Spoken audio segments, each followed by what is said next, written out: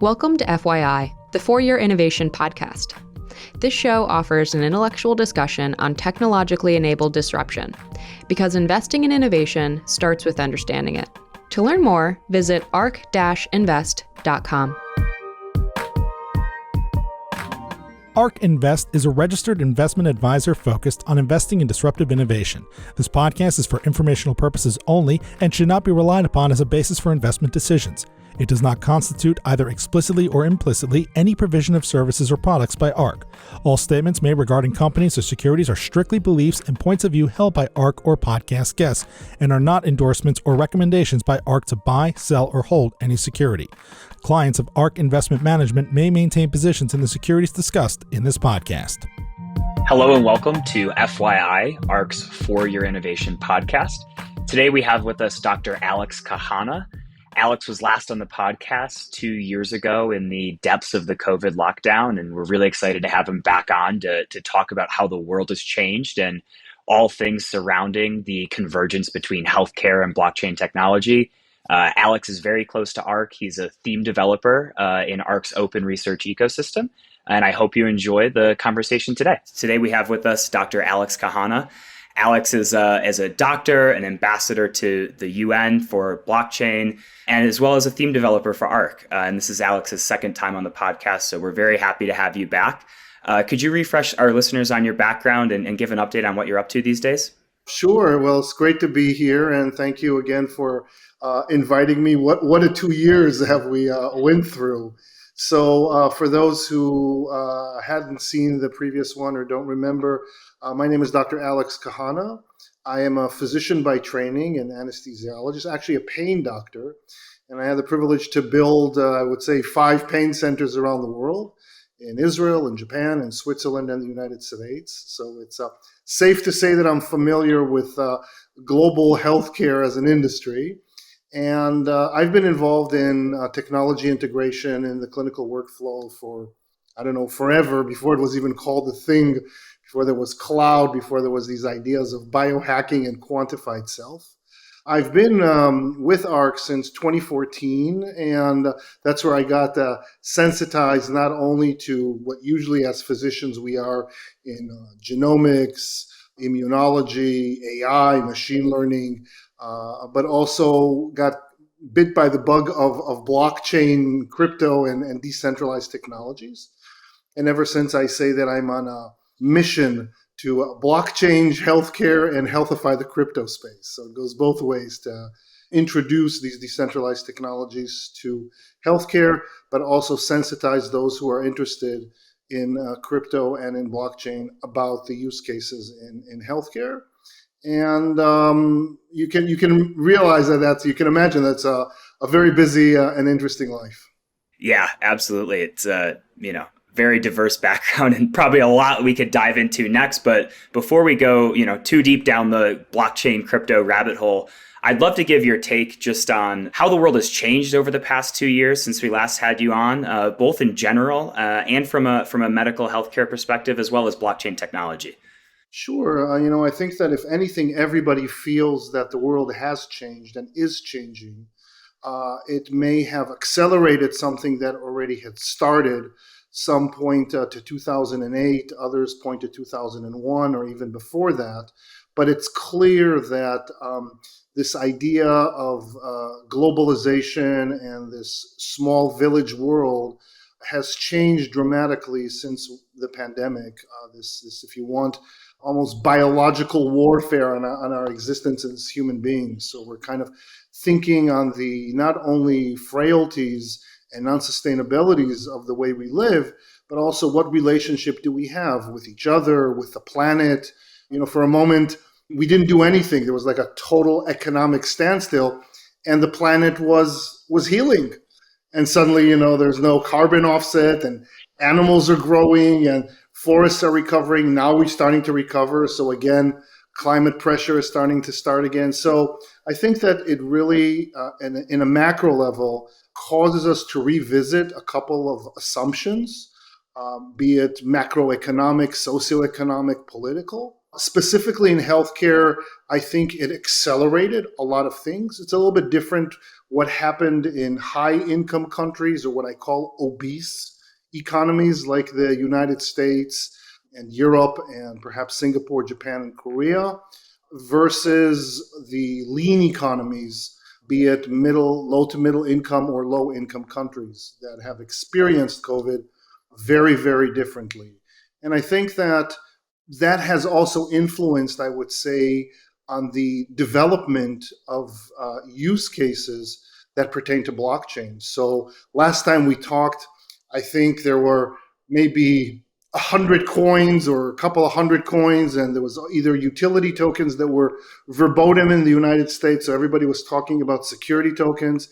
And now suddenly there's so much more, and we're talking about stable coins and our recent algorithmics and NFTs and metaverse and Web3. So there's a real richness to the ecosystem, a technology richness that you feel that we're in the middle of building maybe a more resilient and sustainable internet or digital world in face of the challenges that COVID has put in front of us.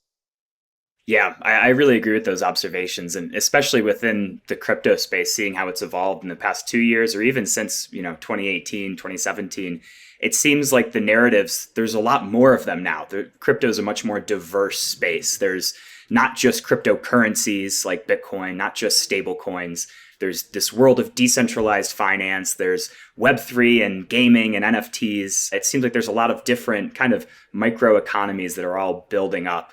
It's really interesting that you focus on the combination of healthcare and blockchain.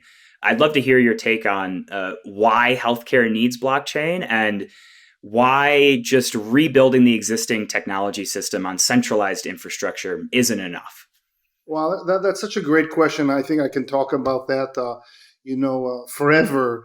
But I would say that if anything, what COVID did was that a whole bunch of folks picked up the phone and said to me, Alex, remember those things you were talking about that we never paid attention to? I think we need to pay attention to. So can you explain it a little better? And I think that the main reason why healthcare needs blockchain, and honestly, blockchain needs healthcare. Blockchain can only be an impetus for societal change only if it includes in it real products that change the way we interact with our health and wellness, is because it is illusionary to talk about mental health and physical health without talking about financial health. And that connection, it's more than social determinants of health. It's more of saying, okay, if you're poor and you live in an unsafe community that is exposed to pollution and clean, no access to clean food, clean water, clean air, you might suffer from. This is way beyond that. What we're talking about is that we cannot think on the concept of thriving in a world without really also talking about the financial aspects of health. I think that there's a big difference between the work that I'm doing in Africa and Latin America versus the work that I'm doing in Europe and in the United States. But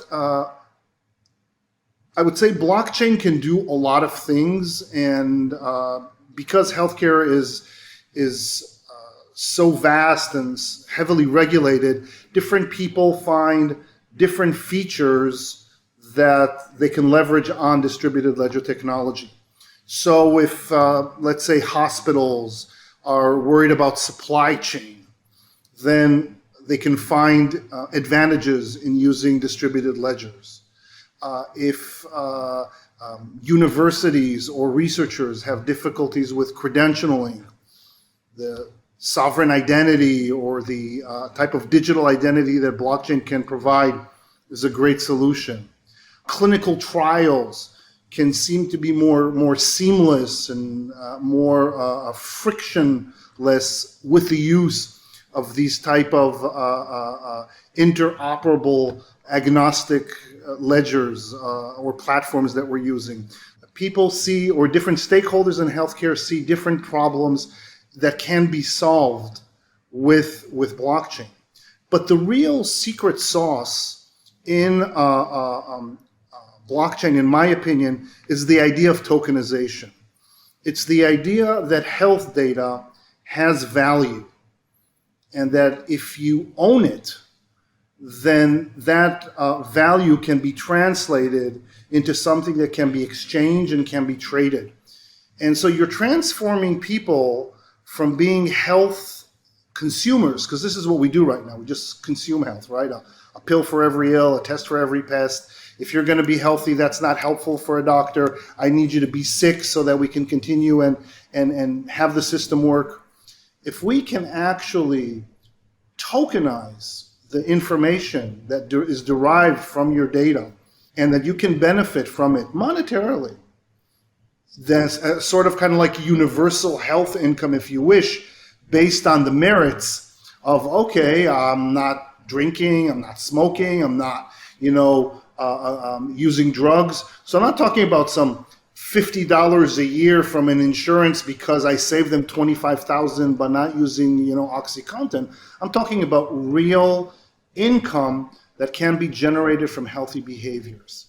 And so I think that the secret sauce, or the Trojan horse, if you wish, attribute to blockchain as a technology is the idea of tokenization.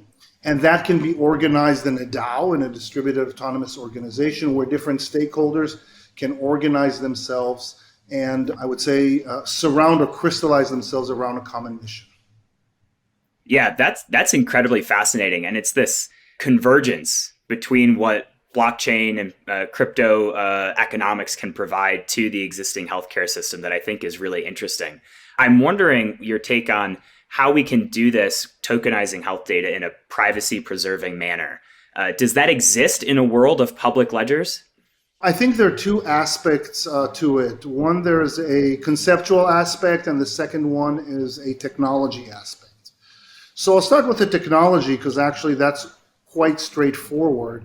And the short answer is yes, that we live now in a time where there are different technologies, not just blockchain, but technologies in cryptography, privacy-preserving technologies, where you don't have to expose your data in order to know and analyze it, like zero-knowledge proof or zero-knowledge cryptography. There are cybersecurity technologies out there, like homomorphic encryption or hardware solutions that can compartmentalize data and provide, safe access to it. So in terms of the technology itself, I think that there are a lot of smart people that are able to say, okay, how can we manage the data in a way that remains private and secure? And a good example is, for example, the federated learning, which is a brilliant idea of, instead of the data going, you're sending it to the central repository, this Watson that does I don't know what in a black box and can be used, abused, or lost or whatnot. Here you have the algorithm visiting, if you want, like house visits to each hospital, clinic, or home, and learning and creating that master algorithm as it trains and learns the different facilities, and each one can, preserve their own IP and secret sauce. So I think that the technology out there's enough stuff, software and hardware, that exists that we're good on the security and privacy issues. I think that where we lack completely is the basic concept of data ownership. And this is really where we're stuck. Most people, and it's not just, I would say, government or regulatory bodies or large hospitals or research consortia, even people like consumers or users like you and me don't have this automatic reflex that my data is mine. A simple assertion that the data that I create, okay, I am my actions, and my actions generate data. The data is captured. It belongs to me. So when Fitbit or Oura or any other wearable captures it, it's mine. It's not theirs. But that's not how the business model works.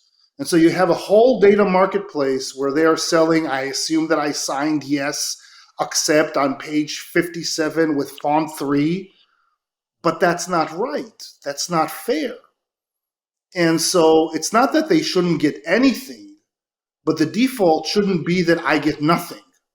So the main problem is that we don't look at data as money. I'm not talking about monetization of data. I'm talking about data as money, which means it's private, it's yours, it sits in a secure wallet. You want to access it whenever, whatever, for whatever reason, and you have the expectation that its value will accrue. So you invest in it, and in its quality, and you want to maybe inherit it to your nears and dears or donate it to society. We don't have that reflex. And as long as we don't have that reflex of self-sovereignty, that the data belongs to me, then the business models that go around token economics are very hard to imagine, because nobody thinks that, what do you mean 23andMe are supposed to pay me a check on stuff that they sent, to Glasgow, to GSK or whatnot?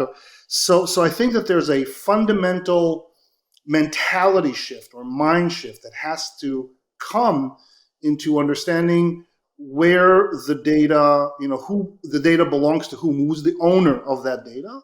And then after that, we could talk about legal or regulatory frameworks that come with it. Yeah, that's really fascinating. I mean, I'm wondering, how do we get from where we are today to that world?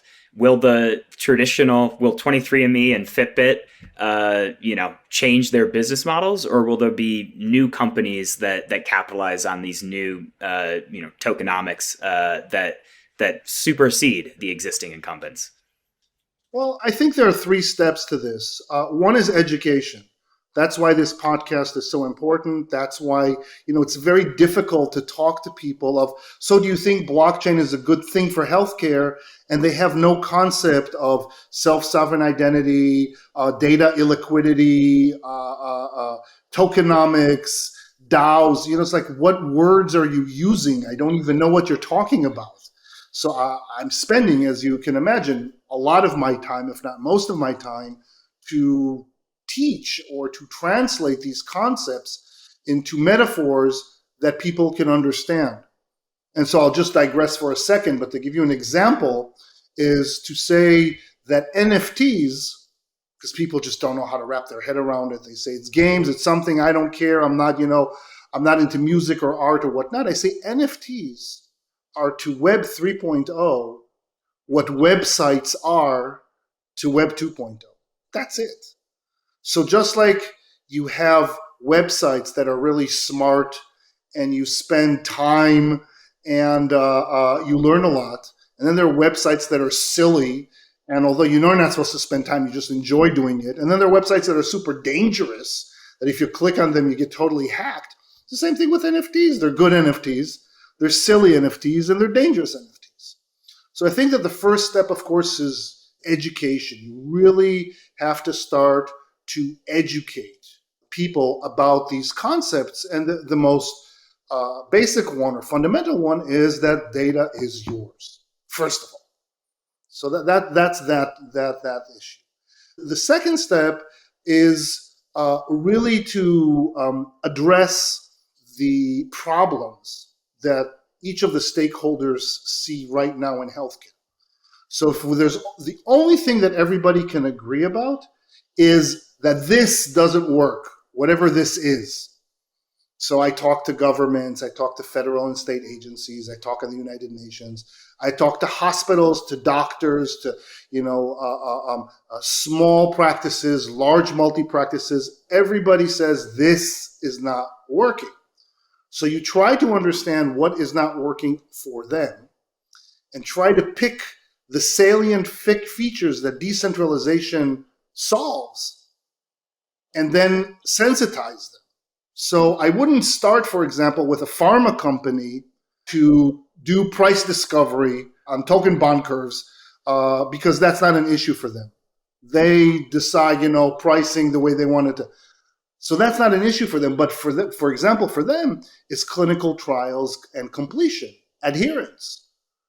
And so if you're able to say with blockchain, you can make sure that real world evidence, has clinical trial, FDA quality research, data, and that you can get to the most remote places, then that starts to be interesting. And so you have to choose what are the salient features that decentralization can offer. Either it could be totally private, it could be totally public, it could be a hybrid public-private chain. So that's the second phase. And then the third phase is to really derive from that sustainable business models. And it'll look very different in each market. So for example, the reason why in Africa and in Latin America this works is because they have nothing. They have no access to care. So whatever you offer, it's better than what they have now. Cash is trash for them. And so if you can offer bank the unbanked, you can digitize their ledgers, you can jump, almost like leapfrog them from analog to Web3, that's great for them. And it would be very different than if you would go in the United States, even within the United States, very different than what I'm doing here in New York than if I would go to a rural part of a Midwestern state where it is they don't have broadband and it is a food desert and they have very limited access to care. So I don't see this as an all or none phenomenon, but rather trying to, instead of saying disintermediation, I use the word re-intermediation. And instead of using the word interoperability, I use intercooperability. And instead of using the word competition, I use coepetition, which is collaborative competition. So we have to start to change in order to, it's very Kuhnian, very Thomas Kuhn when he talked about paradigm shift, is you have to create a language before you can actually speak of a different way of doing things.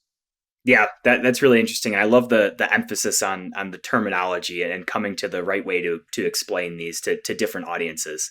And I think kind of your work in Sub-Saharan Africa is really interesting. Like, first of all, I know you're an ambassador to the GBBC, Global Blockchain Business Council. My first question is, what is that organization? And my second is, are these kind of what you just shared, learnings that you've had from conversations on the ground in Africa? And what is the typical reaction that you get there?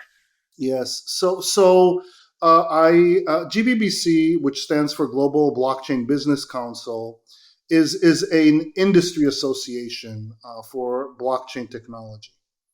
And it started, I think, in Switzerland, in Davos, close to 5 years ago or 6 years ago. I joined last year, and really they're doing excellent work in terms of what I talked about, blockchanging healthcare and healthifying the crypto space. So introducing dialogue with industry leaders, creating taxonomy and standards that are so important, especially when you talk to a B2B ecosystem. And because they're worldwide, they understand the sensitivity of different political systems, different legislative landscapes, and also cultural sensitivities. My work in Africa started before GBBC. My work in Africa started years ago on the heels of Ebola, before there was even COVID. And simply by a friend of mine who works at the WHO that I knew through my work at the United Nations. And she said, Alex, there's wonderful things happening in Africa. You got to go see this. I have a love to Africa that goes back to my military service decades ago when I visited Africa.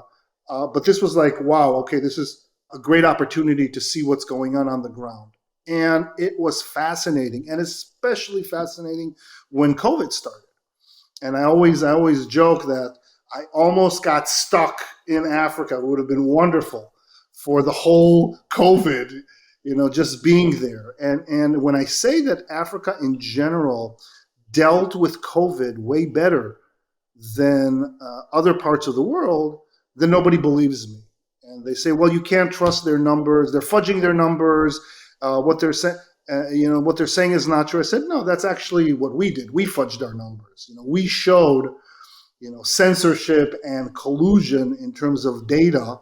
And it's clear now we passed the very sad milestone of 1 million deaths, which everybody who has ever treated anyone with COVID knows that it is a critical underestimate of really what happened. And so what is amazing in Africa, and through COVID, I learned three things.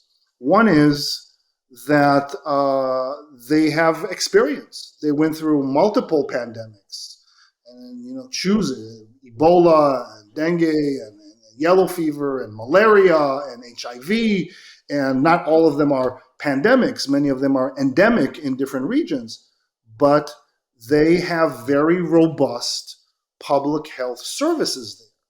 And the Africa CDC is a force to reckon with. And the second part of it is also that people put faith in their CDC. And so no one there is exercising their constitutional right to cough on someone or whatever. It's like when everybody says that these are the recommendations, then everybody follows. It was fascinating to see how everybody was masking and gelling, even in areas where social distancing was impossible. Rural areas where there's population density that is simply not a thing. Nonetheless, they were able to maintain a certain hygiene that we were unsuccessful at doing.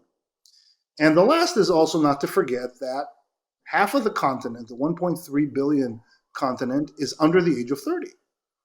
So, when they talk to me, I'm like this old geezer. I don't feel very old, but definitely when I'm there, it's like, oh my God, if I get to your age, that means that something went horribly wrong in my life.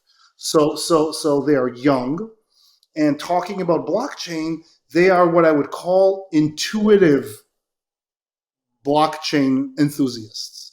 So their local customs of working in a community, table banking, how they provide financial services to the unbanked, the electronic money, M-Pesa. They were using M-Pesa or Orange Pay a decade before we even started to think, and we were just using paper money as, disease vectors for everyone. So in that sense, it's counterintuitive to think of them as very advanced in this decentralized world. So if anything, it has been extremely, I would say, straightforward in terms of implementation. They understand the idea of a community token.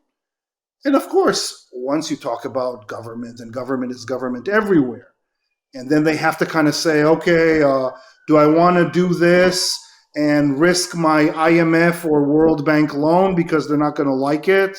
Or, so there's a whole host of issues of governance, but the average African herself or himself or themselves are very comfortable with these concepts of peer-to-peer networking, of peer-to-peer communication, of peer-to-peer exchange. And I see great potential for a quick adoption, and actually it's happening already. Yeah, it's pretty incredible. I think we see time and time again that those in need of a better solution seek out innovative solutions and are often the early adopters of the next wave. I think I've seen recent surveys that even the general crypto adoption across Africa is much higher than the average across the rest of the world, and I think that also speaks to that. That is absolutely correct, and that's why I like to use the terminology obese versus lean economies. When you have a lean economy, you don't have time to experiment with things that might not work. So, if you make $1 a day, 5 cents or 10 cents fees, it's too much. So I don't care that every credit card transaction I'm doing here in the city, I'm shaved off for 7 intermediaries on every single transaction.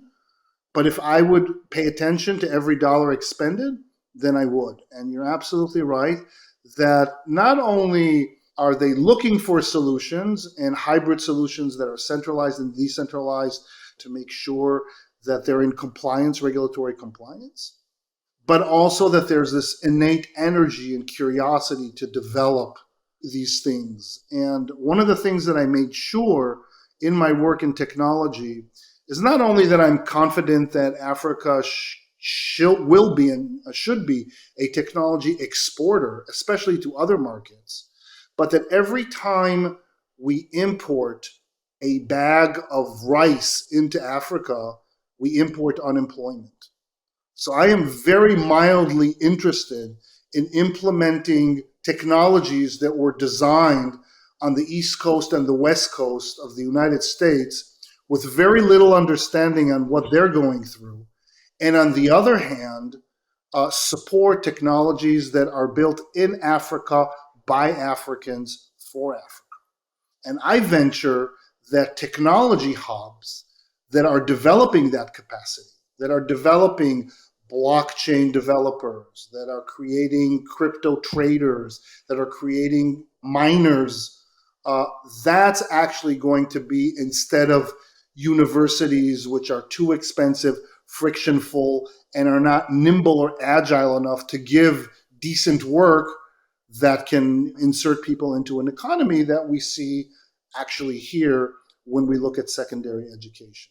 Yep, it's pretty incredible. I think this is probably a great time to transition to the other side of the world on a different continent, because there's been another major development since we last connected on the podcast, which is that El Salvador, the first country, has adopted Bitcoin as legal tender. Can you walk us through that development from your point of view and what that means? Sure. First of all, I went there. I went to Bitcoin Beach. I met Mike Peterson. I met Bo. I met the people that firsthand, because there's always a difference between what you read and what you hear versus when you're actually on the ground and understand the things that happen. And I think you cannot understand the adoption of Bitcoin in El Salvador without understanding the politics of that country or the political climate. So just in a nutshell, because I won't go over all the history of El Salvador, which I studied before I went there, is that basically as of 2021, El Salvador was one of the poorest countries in Central America that was, if you want, without their own national currency. They were dollarized in the early 2000s. And like Ecuador, like Panama, use the US dollar as their currency. So they're dependent on whatever monetary policies are in the United States. So if you wish, they are like a economic colony of the US. And the second one is that they have been spending about $6 billion a year on remittances fees. And remittances from families who fled the Civil War in the 80s to the US represent 30% of their GDP. So that's heavy tax on a poor country, $6 billion in order to enrich the US banking system. And so what they were seeking is de-dollarization and getting rid of remittance fees, because less fees is more money in the hands of El Salvadorians. So that's really the reason behind it. Now, I'm not going to go into the politics of is he a dictator or not, Bukele and how he would, because that's politics and people have, different experiences and thoughts.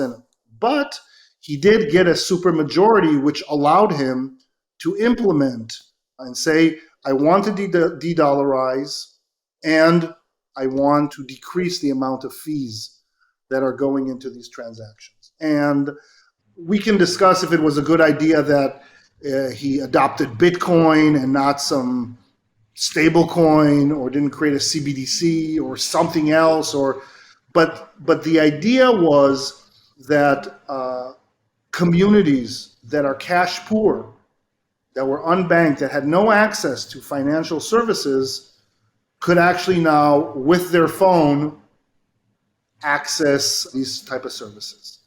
Now, the rollout has been, I would say, mixed. There are clear technical problems which are anticipated. There's a lot of, I would say, education that needs to happen. And so skepticism, especially in countries of Central America that suffered from government corruption, is a thing.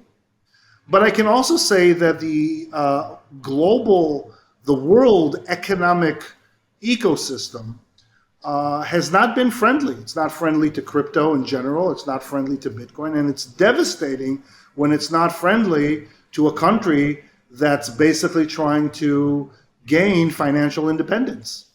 It's almost like it's not okay that that's what they're trying to do.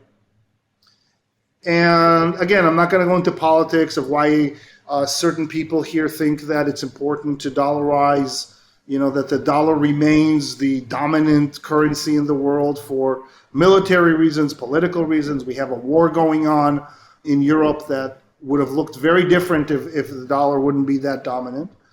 But specifically to El Salvador, I think that because blockchain is such a Trojan horse technology, is that even if the intention was pure dictatorship, and it was a strong bet, let's take the worst case scenario of what we see here written in the papers, which I don't feel that that's what's happening on the ground, still people are getting a whiff of financial freedom. And so you build digital literacy and financial literacy in an impoverished community that before that didn't know.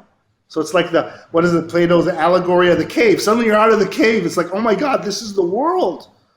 It's not some shadows that someone's manipulating for me. And this financial freedom, which I think a lot of people here in the United States don't have, is going to unleash something that perhaps central governments are not interested of it to be unleashed. So whether Bitcoin is for millionaires or Bitcoin are for the millions, that's a separate conversation. But it's fascinating that, as you remark, the situation in Africa and in Latin America are not the same. And in Africa, they are very financial savvy. They've been using mobile infrastructures for transactions for long before even we did. And so for them, what blockchain brings in, I would say the society elements, like to organize themselves in DAO, like to organize themselves with community savings, insurance savings, DeFi, liquidity pools, staking, all those things. In Latin America, it's the opposite. That they have a very strong agriculture kind of in families. And so when Bitcoin Beach started, it was like, wow, this is great. Instead of going to San Salvador with duffel bags to pull out, cash from an ATM and hope I'm not being killed on the way. For them, the idea of rallying around a community for education, for transportation, for elderly care, for spiritual services, that was a done deal. It was that they just don't have the financial savvy that we saw, for example, in places like Nairobi or Lagos or Accra. Yeah, and that's why I think it's very fair to criticize the rollout and that there could have been more education, there needs to be more education, but ultimately public blockchains and Bitcoin in particular is a global and credibly neutral technology that anybody can plug into and start using. And so whether you question the intentions of the president or not, he may have short-term power gains from changing the currency and how this is released. But in the long run, giving up monetary control to a global network that no one party has control of, which is the really interesting thing that clicks when you realize that you may get short-term benefit from it, but the long-term is a fixed and set monetary policy that anybody can latch onto and use. I think that's a very good observation, and I would say calm the critiques of those who think that Bitcoin specifically or cryptocurrencies in more general terms as a currency or store of value or creating DeFi as an alternative financial system to TradFi or what we have right now. I would say that they should look at this transition from Web 2.0 to Web 3.0 like parenting. So in the beginning, you're all hands on.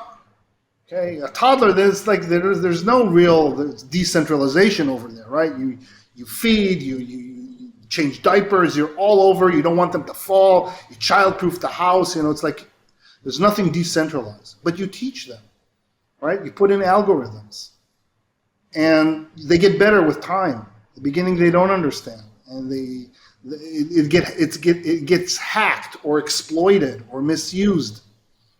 But the hope is at some time, at some point, the algorithm will be strong enough to stress test in the real world and interact with the real world. And so you need to transform from an owner to something that, I'll always, my child will carry my last name, but they're their own person. And I think that if we start to understand that decentralization is a parenting process, we understand that at some point leaders need to transition from being omnipresent leaders that want to do everything into facilitators and educators to let people, average people, have the digital and financial literacy to do things. And it's very interesting because we always say that all the legislation that is around protection, right, is because we don't think that average people can deal with it. But when you ask yourself, like, can I? So of course I can do it. Of course you, Frank, can do it. Of course everybody at ARK can. So who are the people that can't do it? Who are the people that are too infantile to know what's good for them, health-wise or financial? So if I would ask you, Frank, who's the best person that would know what's good for them in health? You'd say, of course, only me. Only I know what's good for me. But then I would say, well, as a doctor, I think you can't. I have to take care of you because you can't take care of you. So I think that's that transition, and that's why the idea of data ownership is so important. And we can see the parallels of it in the health world and in the research world and the academic world, as well as when we see in the financial world and when we talk about sophisticated or accredited or people who can invest versus, people who just, we need to protect them from what? From themselves. So this is what when I talk about financial freedom, that Bitcoin or whatever cryptocurrency gives, it's that.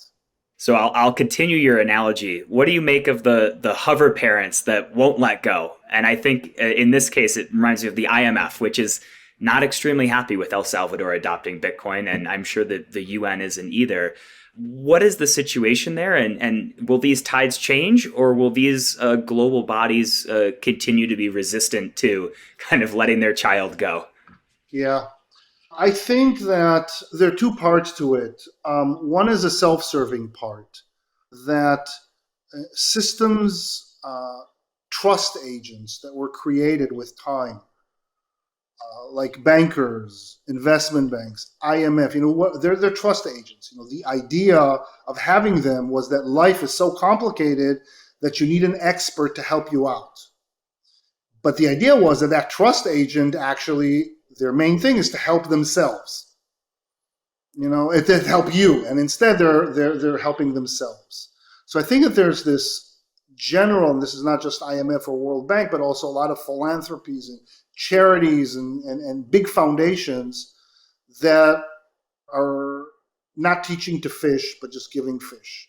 And it has a tinge of post-colonial flavor to it. So first of all, there's definitely post-colonialism going around.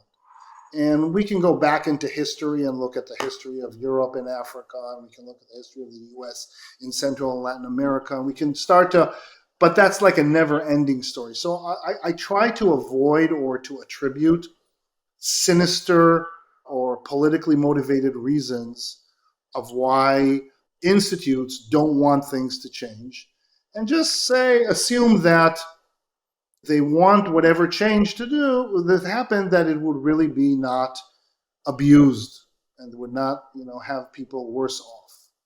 So one of the important perspectives that the UN looks at is SDGs, Sustainable Development Goals. And I actually think that that's a very healthy way to look at things.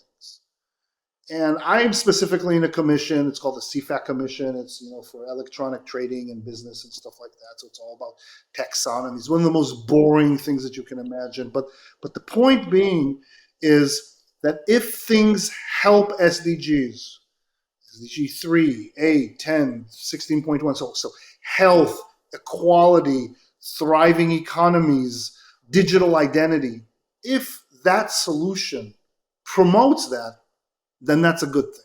I think that when I talk to people, and this is to answer your question, will they change in all this?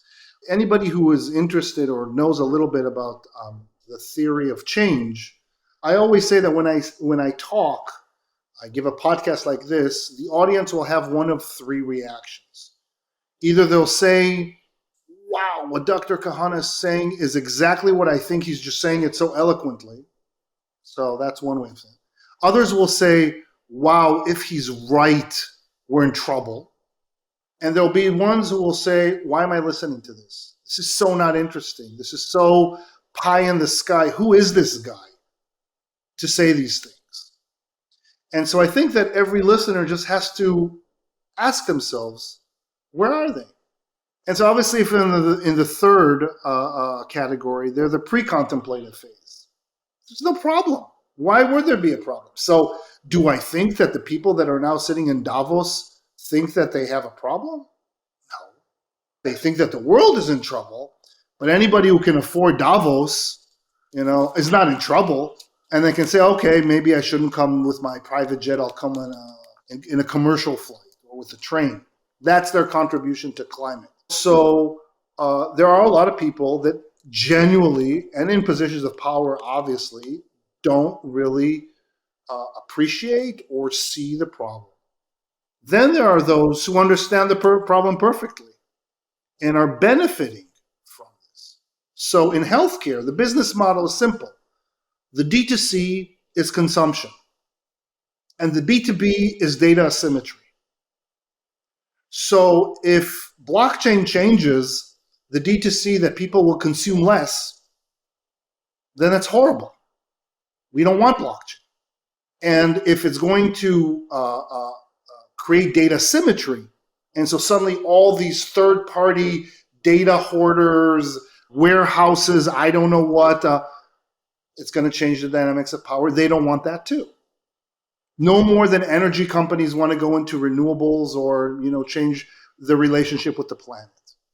So there are these groups of people where you have to provide them a compelling argument or compelling arguments for a new business model, not attribute morality, not say you're evil or not, but okay, there's a different model that we can use. I don't recall the 11th commandment saying, thou shalt be paid only if you have a test. Maybe the 11th commandment should be, thou shalt be paid if you stay healthy. So we just have to change a little bit the business model. And then for those who agree, it's on them, on each and every one, to spread the word. Because still adoption is low, not because of lack of merit. It is because understanding this requires a conscious effort to develop a digital and financial literacy that we usually don't have. You actually have to learn stuff. You have to learn how the world works and before you change it. And that's something that for many people is tough. So if you can't be bothered because you're too comfortable, then the world is fine. But if you're not, like in developing economies or emerging markets, then you start to see what can be redesigned and you bring a compelling business model. Because like I said in the beginning, you cannot seriously talk about physical health and mental health without talking about financial health. And financial health can be inclusive and still be very profitable for those right now that are exercising extractive, rent-seeking, centralized business models. Absolutely. I think we always say that, change happens very fast. And it usually happens, it takes the feet out of those who aren't paying attention by those who are kind of on this cutting edge frontier and really actively seeking education, which is why we've built our entire open research research ecosystem around transparency and education and podcasts like these, where I'm continually learning through the entire process, which is awesome. I'd love to ask you, looking ahead in the next 2 to 5 years, where is the space going? Healthcare and blockchain, crypto, the world at large. Where do you see us heading?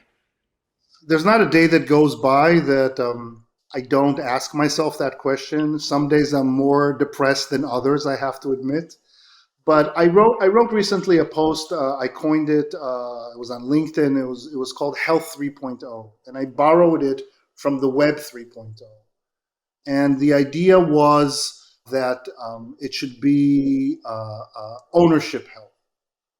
That again, it talks about these features that if we apply them to our identity, to our data, it can really bring us freedom that otherwise wouldn't exist. And I think that really that's where the future is. I would say that I'm trying to think, what are the trends? Guess what are the trends that are coming out, and the ones that excite me most really are about the new way we interact with the digital world, and the way we interact with the internet, and the way we interact with each other. I belong to a certain generation where the physical world was dominant, so it's not intuitive to me that the digital world is more real than the physical world. But I look at my 16-year-old and I totally understand that. And so she interacts with the digital world with her friends in real life, with virtual friends, with a community in a very different way that I could imagine. And so to discount it or discard it or to give it a grade, it's good or bad or not, I think is silly. So I think that healthcare, especially because of COVID, with the social distancing, with discovering the remote work, with discovering that stuff we had to do, oh my God, I would fly, to Taiwan for a 1-hour meeting. So, 65 hours of flight just to think about not only what it did to the planet, but what it did to my health and my back, and I don't know. So I think now we have, COVID has proven us that we can do things differently, at least, if not the same quality, of a different parallel quality. And that's why I get excited about 3 things. I get excited about the metaverse. As a pain doctor, of course, I understand immersive technologies very well. There's this thing called phantom limb pain. It's where you feel pain in an arm or a hand or a leg that you don't have anymore. So it's fascinating because basically what I'm telling you is that the brain doesn't need a body to feel pain. So, if you take my brain out of a body, put it on a table, it'll probably complain. So you ask yourself, do we need a physical reality in order to experience things? So for me, this whole idea of AR, VR, MR, XR is just intuitively fascinating. And I think that we can recruit the brain to do wonderful things. And I was one of the first that actually treated amputees from the military with mirrors and stuff before there were Oculus goggles. So there's that element of the metaverse. But then, of course, there's the whole element of the interaction and the creation of, started as Second Life, I remember when it came out. But this whole gaming, we called it serious gaming because we wanted to be taken seriously. So I'm extremely interested to see how that engages. How do we engage? Now it's gaming, so it's between friends or peers. How would that look in a professional context? Visit a doctor. I know that telehealth now is growing, so can we do it and enhance, that experience, so it won't be just this boring Zoom back and forth, but maybe we can enrich that environment with avatars, with digital twins and things of that sort. So that's one thing that I'm really fascinated. And the second is DAOs, the distributed autonomous organizations, which is basically a new way, or maybe an old way. I wrote about it that I came back from the Amazons. I was a couple of weeks there, and I see the most remote communities in the jungle that are hunters and gatherers, and the way they organize themselves are like a DAO. And the way they arrive to consensus is like a DAO. And the way they arbitrage is like a DAO. And they perform quadratic voting. They don't call it that. It's a totally non-digital world, which led me to think that maybe in the history of humanity, that what we're experiencing now is the extraordinary. Is that these, I don't know if you want to call it, how far you want to go, 2,000, 2,500, 3,000 years of written history that more and more and more move to centralization and production and economies of commodities and capitalism, hyper-capitalism, and all other types of isms as governance protocols.